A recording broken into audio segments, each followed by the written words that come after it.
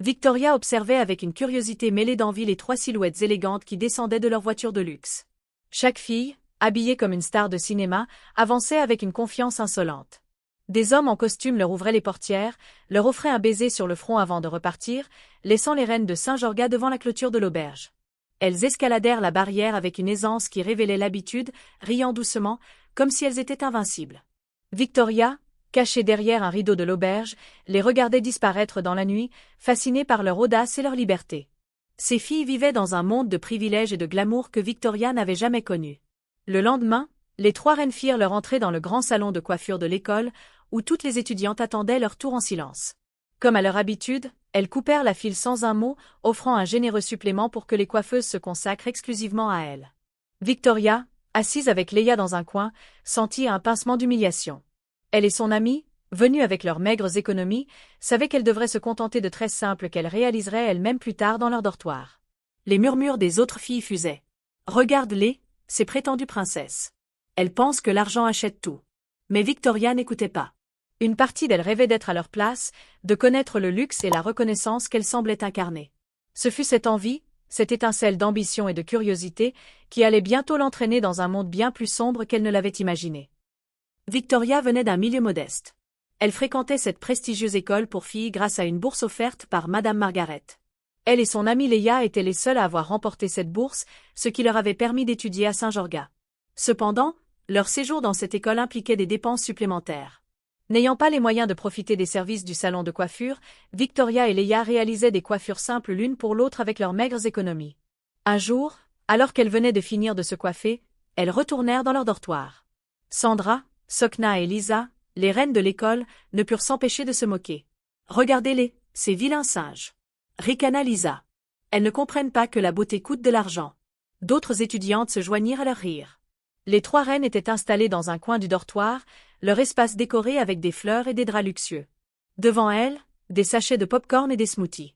Victoria et Leia passèrent rapidement devant elles, mais Leia trébucha et renversa accidentellement l'un des smoothies. « Je suis désolée, murmura-t-elle, tremblante. « Pauvre fille, siffla Lisa. As-tu déjà vu un smoothie de ta vie? Tu dois le rembourser, et ça coûte 10 000 francs. » Victoria ouvrit grand la bouche, stupéfaite. « Je ne peux pas payer une telle somme, dit-elle. Alors fais attention la prochaine fois. » Lança Lisa avant de les laisser partir. Le lendemain, en classe, Lisa vint vers Victoria pour entamer une conversation. « Tu travailles dur, n'est-ce pas » commença-t-elle. « Oui, bien sûr, répondit Victoria. « Eh bien, nous sortons samedi prochain. Si tu viens avec nous, on te considère comme l'une des nôtres. Beaucoup de filles rêvent de cette opportunité, mais je me sens attirée par toi par pitié. » Victoria, choquée, répondit. « Une fête? Où ça? Ne me dis pas que tu es la seule fille de Saint-Jorga à ignorer que les trois princesses organisent des fêtes tous les samedis soirs. Que le règlement de l'école l'autorise ou non, nos parents sont influents et ici, nous faisons les règles. Même le chef de la sécurité est à notre service. » Victoria acquiesça timidement. Elle avait toujours admiré ces filles si belles et riches. « D'accord, » répondit-elle d'une voix tremblante. Ce soir-là, Lisa envoya une étudiante apporter du poisson braisé et un smoothie à Victoria. Victoria savoura le repas avec bonheur. « Alors, c'est ça que ces filles ont l'habitude de manger », dit-elle en se léchant les doigts. Lisa était la fille d'un politicien, tandis que les pères de Sandra et Sokna étaient des membres honorables de la Chambre des représentants. Ce fameux samedi soir marqua la première sortie de Victoria avec les trois reines. Alors qu'elle se préparait, Leia l'interrogea. « Victoria, tu vas maintenant te faire coiffer au salon de l'école » ? « Oui, » répondit Victoria d'une voix ferme. « Mais on avait convenu de se coiffer mutuellement, » continua Leia. « Oui, mais ça, c'était avant. Les choses ont changé, y compris nos accords. Ne penses-tu pas que devenir amie avec ces filles est risqué? Cela pourrait te causer des ennuis. »« Des ennuis ?» répondit Victoria. « Cela fait plus d'1 an que je suis dans cette école, et les trois princesses de la fête n'ont jamais eu de problème. Tu crois que je n'y réfléchis pas sérieusement ?» poursuivit-elle. « Ce sont les qui et qui de cette école, elles sont au-dessus des lois. Si je les rejoins, moi aussi, je serai au-dessus des lois. » Leia se retrouva seule. Personne n'accepta de lui coiffer les cheveux. Quant à Victoria, elle se faisait maintenant coiffer en compagnie des trois princesses. Pour la première fois depuis son arrivée à la prestigieuse école Saint-Georgina, Victoria se sentait acceptée. Victoria, une fille mince, grande et à la peau brune, s'intégra rapidement. Les filles lui apprirent à marcher avec grâce, à parler avec aisance et à accompagner ses paroles de gestes subtils. Tu dois maîtriser ses compétences, surtout maintenant que tu nous rejoins pour sortir en boîte de nuit. L'impression que tu donneras aux hommes déterminera les cadeaux et l'argent qu'ils seront prêts à t'offrir, lui expliquèrent-elles. Enfin, arriva le samedi soir. Sokna, Sandra, Lisa et leur nouvelle amie Victoria étaient près de la clôture de l'école. Elles se dirigèrent vers l'endroit où la clôture était la plus basse, l'escaladèrent, et se retrouvèrent bientôt à l'extérieur. Sokna sortit son téléphone et passa quelques appels. Rapidement, une voiture tape à l'œil s'arrêta devant elle. Un jeune homme très séduisant sortit de la voiture, embrassa Sokna sur le front et dit « Voici mon bébé. Tu m'as tellement manqué. » Il lui ouvrit la portière avant, tandis que Lisa, Sandra et Victoria s'installaient à l'arrière. Il les conduisit directement à sa maison. La villa était un spectacle éblouissant avec son entrée majestueuse, ses jardins impeccables et une piscine scintillante sous la lune. L'intérieur, tout aussi impressionnant, était décoré avec modernité, doté d'équipements haut de gamme et d'un espace de vie spacieux capable d'accueillir une petite fête. En entrant, Victoria poussa un léger cri d'émerveillement, tentant de reprendre son souffle face à tant de richesse et d'opulence. La musique douce du DJ et les lumières de la piste de danse ajoutaient à l'ambiance féerique. Dès leur arrivée, Sandra et Lisa se dirigèrent immédiatement vers leurs petits amis, Booba et Léo. Victoria, quant à elle, resta debout dans le salon, mal à l'aise, regardant les filles. C'était exactement le genre de situation contre lequel sa mère l'avait mise en garde. Quand elle avait gagné la bourse, sa mère lui avait dit « Évite les hommes et concentre-toi sur tes études. Ils ne sont qu'une distraction. » Cependant, elle se demandait pourquoi ces filles, malgré leur liberté avec les hommes, n'étaient jamais tombées enceintes. Alors qu'elle réfléchissait, un homme s'approcha d'elle. Il était grand, beau, avec une présence qui ne passait pas inaperçue. « Salut, joli ange, comment vas-tu? Puis-je te tenir compagnie ?» Le cœur de Victoria s'emballa. « Je vais bien, monsieur. »« Merci, » répondit-elle. Il s'assit à côté d'elle et se présenta. « Je m'appelle Booba, » dit-il avec un sourire chaleureux. « Puis-je connaître ton nom ? » « Je m'appelle Victoria, » répondit-elle timidement. « Tu es vraiment magnifique, comme un ange, » ajouta-t-il. Peu après, les trois filles revinrent, des verres de whisky à la main. « Et, Victoria, » lui dirent-elles, « j'espère que tu t'amuses. Tu n'as pas pris de boisson, sainte fille. Il faut apprendre à devenir une grande fille maintenant. » Avant de partir, elles reçurent de nombreux cadeaux de leurs petits amis, des vêtements, de l'argent et des gadgets. Une fois de retour à l'extérieur de l'école, elles sautèrent la clôture et rentrèrent à leur dortoir. Victoria, de son côté, reçut un nouvel iPhone de la part de Booba. « Prends ce téléphone, mon ange, et aussi cet argent. N'hésite pas à m'appeler si tu as besoin de moi. » Victoria était ravie.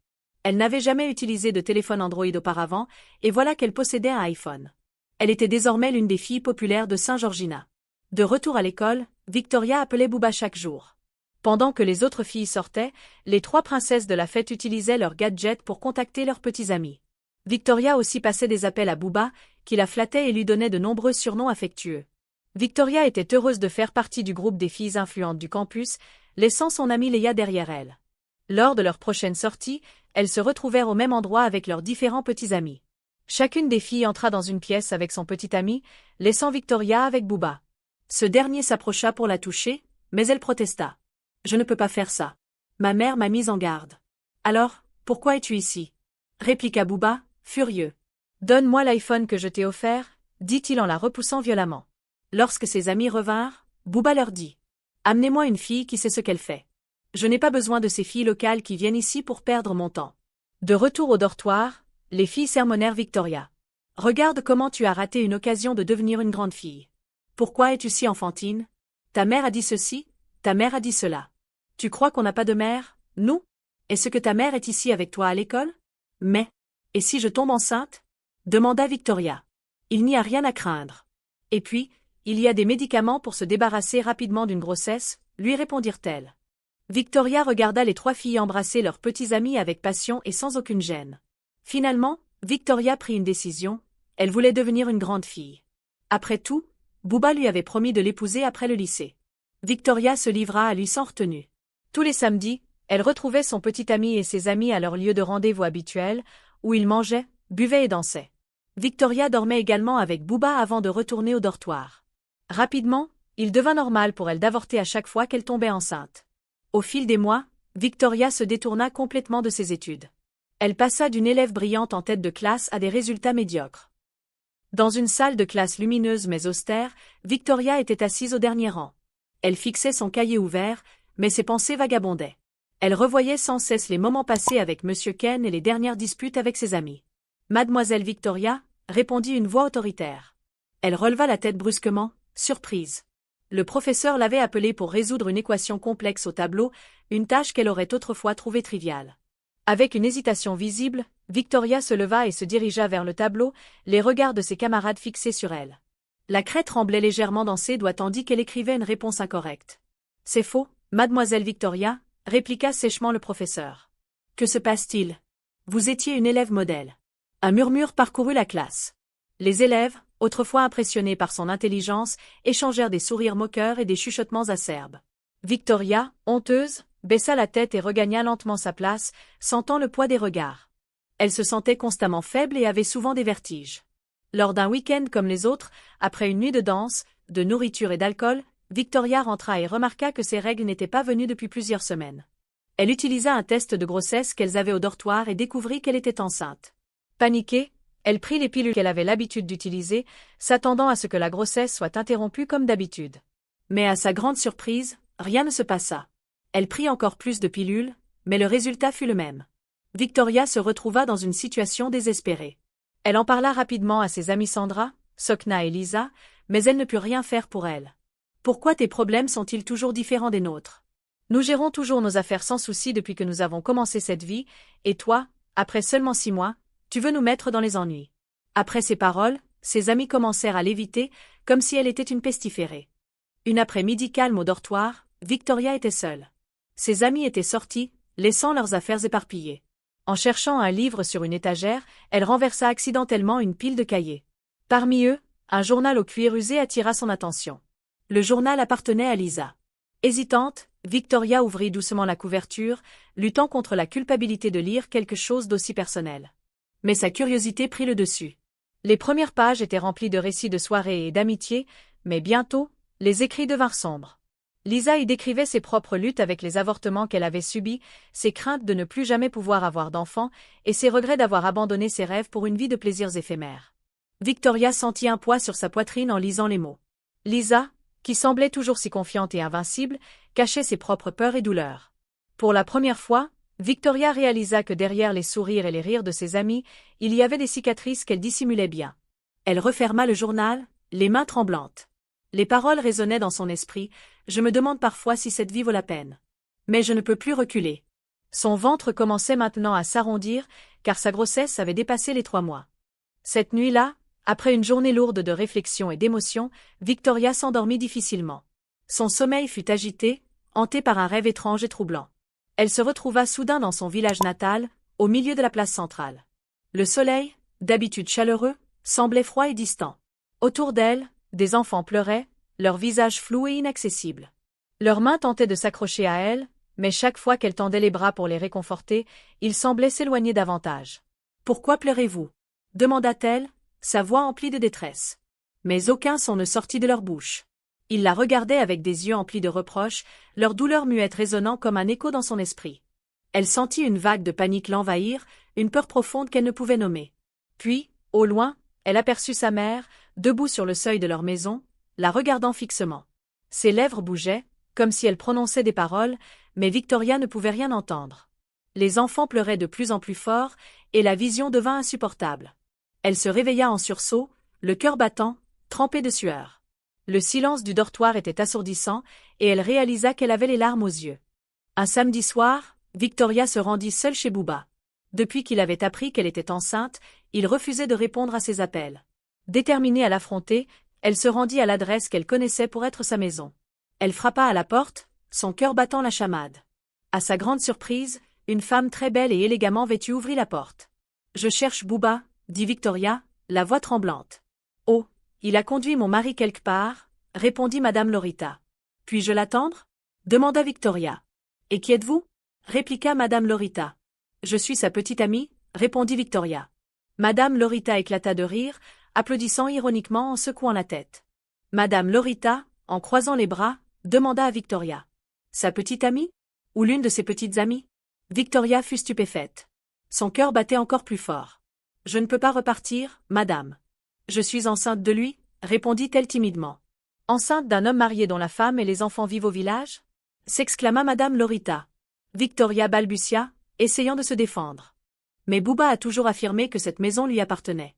Madame Lorita secoua la tête avec exaspération. Écoute-moi bien, jeune fille. Bouba est notre chauffeur. Nous étions partis en vacances pendant 6 mois, et c'est ainsi qu'il a commencé à raconter des mensonges et à tromper des femmes en prétendant que cette maison était la sienne. En dehors de sa femme et de ses enfants au village, tu es la 3e femme à venir ici et à affirmer être enceinte de lui.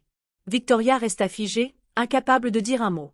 Elle s'effondra au sol, mit ses mains sur sa tête, et se mit à pleurer bruyamment. Calme-toi, jeune fille, dit Madame Lorita d'une voix plus douce. Tu as une mère? Oui, répondit Victoria entre 2 sanglots. Alors, si tu sais ce qui est bon pour toi, retourne auprès de ta mère, conseilla Madame Lorita. Victoria se retrouva seule, dévastée, les paroles de sa mère résonnant dans son esprit. Elle ne savait plus quoi faire, retourner chez sa mère au village ou revenir au dortoir. Elle se rappela qu'elle n'avait pas assez d'argent pour voyager, et même si elle en avait, pouvait-elle vraiment affronter sa mère après avoir ignoré ses conseils? Alors qu'elle repensait à sa situation, un souvenir ancien mais réconfortant émergea dans son esprit. Elle se revoyait dans la cuisine familiale, un endroit chaleureux avec des murs de terre cuite et des étagères pleines d'ustensiles faits à la main. Sa mère, une femme forte avec des mains marquées par le travail, était à ses côtés, pétrissant de la pâte. « Victoria », disait sa mère d'une voix douce, tout en façonnant des galettes. « Tu as entendu parler de Niara, la fille du village qui a tout abandonné pour un homme ?» Victoria, alors une jeune femme curieuse, secoua la tête. « Non, maman. Que lui est-il arrivé ?» Sa mère s'essuya les mains sur son pagne et la regarda dans les yeux. Niara était belle et pleine de promesses. Mais elle a suivi un homme qui lui faisait des promesses vides. Elle a abandonné ses études, et quand il a trouvé mieux, il l'a laissée seule. Elle a perdu tout ce qu'elle avait. Victoria écoutait, fascinée, tandis que l'odeur des galettes qui cuisinaient emplissait la pièce. « Ma fille, poursuivit sa mère, n'abandonne jamais ton avenir pour quelqu'un qui ne te valorise pas. Les promesses peuvent être aussi vides que le vent. » Le souvenir s'effaça, ramenant Victoria à la réalité de son dortoir sombre. Les paroles de sa mère résonnaient comme un écho dans son esprit, un mélange de réconfort et de douleur. Finalement, Victoria décida de retourner au dortoir et de chercher une solution. Comme d'habitude, elle escalada la clôture de l'école pour rentrer discrètement. Allongée sur son lit, Victoria réfléchissait à tout ce qui lui était arrivé. Si l'administration de l'école découvrait sa grossesse, elle serait renvoyée dans la honte. Mais affronter sa mère semblait encore plus insurmontable. Cette nuit-là, elle alla voir Lisa, s'agenouilla à ses pieds et la supplia de l'aider. Elle voulait que Lisa l'emmène chez un avorteur. D'abord, Lisa refusa, mais devant les pleurs et les supplications incessantes de Victoria, elle finit par accepter. Le samedi soir suivant, les 2 filles escaladèrent à nouveau la clôture de l'école. Hors du campus, elles se rendirent chez un avorteur clandestin. Victoria s'assit dans une chaise bancale, ses mains serrées l'une contre l'autre, ses yeux fixant le sol. Le silence pesait lourdement dans la petite pièce où elle attendait, avec Lisa assise à ses côtés, les 2 filles dans une tension palpable. Le bruit de la porte grinçant et des voix lointaines au dehors semblait déconnecté de la réalité de la chambre froide et dénuée de chaleur où elle se trouvait.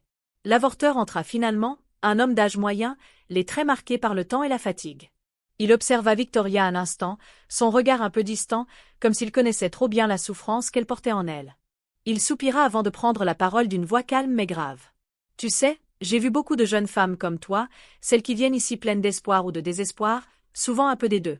Mais il y en a une dont je ne peux jamais oublier l'histoire. » Il s'assit sur une chaise en face de Victoria, croisant les bras. Elle était plus jeune que toi, peut-être 17 ans. Elle avait tout pour réussir, une famille modeste, un brillant avenir scolaire. Mais elle a fait une erreur. Un faux mouvement. Comme toi, elle s'est retrouvée enceinte de quelqu'un qui n'était pas là pour elle. L'avorteur baissa les yeux, un nuage de tristesse passant sur son visage. Elle est venue ici, toute seule. Elle n'avait personne pour la soutenir. Et je n'ai pas pu la sauver. L'intervention a mal tourné. Les saignements ont été trop forts, trop rapides. Elle est partie avant que je puisse faire quoi que ce soit. Victoria leva les yeux, mais les siens étaient remplis de peur et d'incompréhension. Et vous n'avez rien pu faire? Il secoua la tête lentement, son regard s'éteignant un instant. Non. C'est la réalité parfois. Quand une jeune fille arrive ici trop tard, quand l'avortement n'est plus une simple procédure mais une question de vie ou de mort, on doit prendre des décisions que même moi, je n'aime pas prendre. Il regarda Victoria droit dans les yeux. Tu n'es pas seule, mais je veux que tu comprennes que ce que tu choisis aujourd'hui peut avoir des conséquences bien plus graves que ce que tu imagines. Victoria se sentit glacée. La peur, l'incertitude et la culpabilité se mêlaient dans son esprit, l'alourdissant encore plus. Lisa, qui était restée silencieuse, posa une main sur son épaule, comme pour lui rappeler qu'elle n'était pas seule, même si le poids de cette décision pesait lourdement sur elle. « Votre grossesse a déjà 4 mois ?» dit-il. Cette procédure est très risquée, et encore plus à ce stade. Malgré ces mises en garde, les 2 filles le supplièrent de réaliser l'avortement. Après de longues hésitations, il finit par accepter. Avant l'aube, l'intervention fut terminée. De retour au dortoir, alors qu'elle tentait de franchir la porte menant à l'intérieur, Victoria s'effondra brusquement.